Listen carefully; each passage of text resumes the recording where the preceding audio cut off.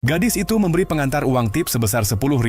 Dia mengundang pengantar itu masuk dengan hangat. Tetapi ketika pria itu tidak merespons, dia mulai memperlihatkan tubuhnya dengan percaya diri. Sebagai gantinya, pria itu melemparkan uang itu kembali ke wajah gadis gemuk itu dan berkata, "Ini harga lain, tapi baiklah, tidak ada yang akan membantah uang tunai." Gadis gemuk itu menutup pintu dengan keras dalam kemarahan. Beberapa saat kemudian, Henry diam-diam kembali dan mengambil tip itu dari lantai. Yang tidak dia ketahui adalah keesokan harinya datang pesanan lain dari gadis gemuk yang sama. Kali ini dia mengubah rutinnya, memberinya segelas air sambil mencoba membangun sedikit koneksi. Tetapi Henry tidak terpancing oleh trik gadis gemuk itu. Dia langsung mengatakan bahwa dia tidak menyukai wanita gemuk, terutama yang bertato. Henry pikir akhirnya gadis itu akan menyerah, tetapi gadis gemuk itu bertindak dengan kepercayaan diri yang aneh. Keesokan harinya, dia memesan lagi dari Henry, dan saat dia memegang roti di tangan, Henry kehilangan kesabaran. Dia pura-pura menelepon untuk mengganggunya, tetapi aktingnya buruk. Gadis gemuk itu segera menyadari bahwa layar ponselnya bahkan tidak menyala. Dengan frustrasi, dia merampas roti dari tangannya. Luar biasanya, dia memberi Henry tip lain sebesar $10.000 hanya untuk memiliki kesempatan menyentuhnya. Namun Henry tidak bersedia. Dia mengambil tip itu dan menyerahkan makanannya dengan satu gerakan lancar. Gadis gemuk itu kembali menutup pintu dengan keras dalam kemarahan. Henry pergi mengeluh kepada pengatur pengiriman. "Tolong kirimkan pesanan gadis ini ke orang lain mulai sekarang." Namun pengatur pengiriman mengatakan bahwa pesanan ditugaskan secara otomatis melalui aplikasi. Tidak ada yang bisa mereka lakukan. Jadi Henry menenangkan diri dan bersiap untuk bekerja lagi. Pada saat itu dia menerima notifikasi dari aplikasi. Gadis gemuk itu mengajukan keluhan, menuduh dia melecehkannya. Sampai situasinya jelas, platform tidak akan menugaskan lebih banyak pesanan kepadanya. Henry bahkan tidak punya kesempatan untuk mengajukan banding. Semua yang bisa dia lakukan adalah berteriak di jalan karena frustrasi. Luar biasanya, muncul pesanan lain dari gadis gemuk itu. Kali ini Henry mencoba meminta maaf, tetapi gadis itu hanya memasukkan tip lain ke tangannya. Dia menuntut agar Henry membuang sampahnya 100 kali sebelum mau menarik kembali keluhan itu. Henry, tanpa pilihan lain, setuju. Tetapi saat membuang sampah, dia melihat sedikit cat merah di sepatunya. Itu membuatnya marah. Namun, ada yang aneh. Dia membersihkan sepatunya dengan baik dan menyadari bahwa itu tampak bukan cat, tetapi tanpa bukti. Tidak mungkin memastikan. Henry terus mengantarkan pesanan untuk gadis gemuk itu, tetapi sikapnya hanya semakin buruk. Selain memberikan tip dalam kantong sampah, dia bahkan malas mengatakan sepatah kata pun. Suatu hari, Henry melihat ke bawah dan melihat bahwa kantong sampah itu basah oleh darah. Tiba-tiba dia tidak bisa menahan rasa ingin tahu tentang apa yang sebenarnya ada di dalamnya. Tetapi rasa penasaran bisa berbahaya.